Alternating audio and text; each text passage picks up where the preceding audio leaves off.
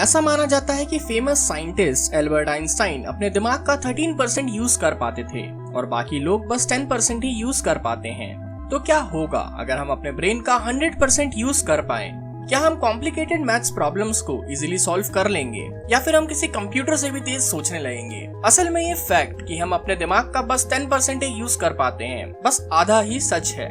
लेकिन ऐसा क्यों है? ये जानने के लिए इस वीडियो को बिल्कुल एंड तक देखना, तभी आप समझ पाएंगे कि हमारा ब्रेन कितना और कैसे काम करता है।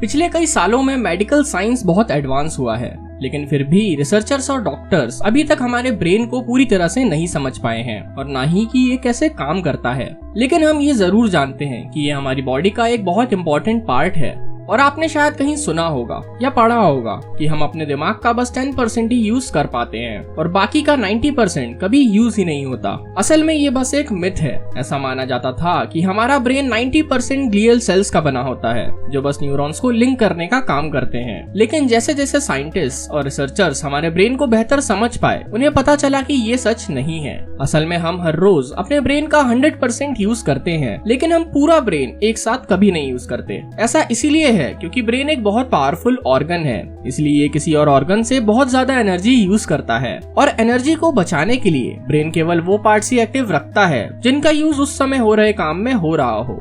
ब्रेन एक बड़ा इंटरकनेक्टेड नेटवर्क होता है जिसमें कई पॉसिबल कनेक्शंस होते हैं जिनसे अलग अलग टास्क पूरे होते हैं। लेकिन अगर कोई इंसान रोज सेम टाइप का काम करता है तो उस काम में यूज होने वाला ब्रेन का पार्ट डेवलप होने लगता है ताकि उस स्पेसिफिक काम को करने में आसानी हो और कम से कम एनर्जी खर्च हो, जिससे आदतें बनती हैं, अच्छी या बुरी। थोड़े एफर्ट्स डालकर हम इन आदतों को चेंज भी कर सकते हैं, लेकिन सभी केसेस में ये इतना आसान नहीं होता।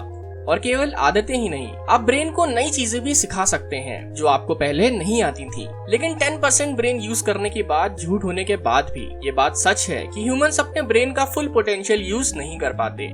न्यूरोप्लास्टिसिटी ब्रेन रिसर्च की फील्ड में ये एक पॉपुलर वर्ड है।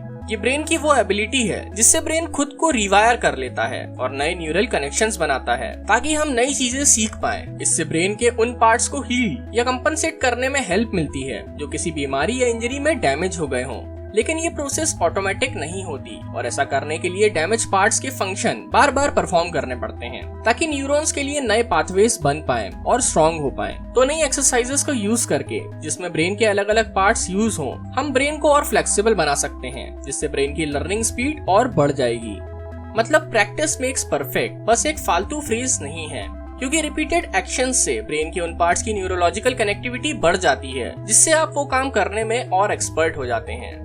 फॉर एग्जाम्पल, एक प्रोफेशनल गिटारिस्ट नई ट्यून्स को नए गिटारिस्ट के कंपैरिजन में जल्दी सीखता है क्योंकि उसका ब्रेन सालों से उसके हाथों के मूवमेंट्स और कोऑर्डिनेशन को स्टिमुलेट कर रहा है। लेकिन अगर रोज हमें एक ही तरह का काम करना है तो ब्रेन का 100% यूज करने का क्या फायदा? जैसे एक गिटारिस्ट को तो रोज गिटार ही बजाना है तो वो ब्रेन का 100% यूज करके क्या करेगा? लेकिन अगर आप अपने ब्रेन की कैपेबिलिटीज को बढ़ाना चाहते हैं तो इसका बस एक ही तरीका है, प्रैक्टिस। कोई भी सुपर ड्रग आपके ब्रेन को तेज नहीं कर सकता, इसलिए अपनी लाइफस्टाइल को इम्प्रूव करने के लिए आपको अपने ब्रेन के अलग अलग पार्ट्स ट्रेन करने पड़ेंगे। हमारा ब्रेन दो पार्ट्स में डिवाइडेड है, लेफ्ट हेमिस्फेयर और राइट हेमिस्फेयर। और ये हेमिस्फेयर्स हमारी बॉडी को असिमेट्रिकली कंट्रोल करते हैं। मतलब लेफ्ट हेमिस्फेयर हमारी राइट साइड की बॉडी को कंट्रोल करता है और राइट हेमिस्फेयर लेफ्ट साइड की बॉडी को। तो आप ऐसी एक्सरसाइजेस करके जिसमें दोनों हेमिस्फेयर का यूज हो अपनी बॉडी के कोऑर्डिनेशन को इम्प्रूव कर सकते हैं। लेकिन इन लेफ्ट और राइट हेमिस्फेयर का काम केवल हमारी बॉडी को कंट्रोल करना ही नहीं होता।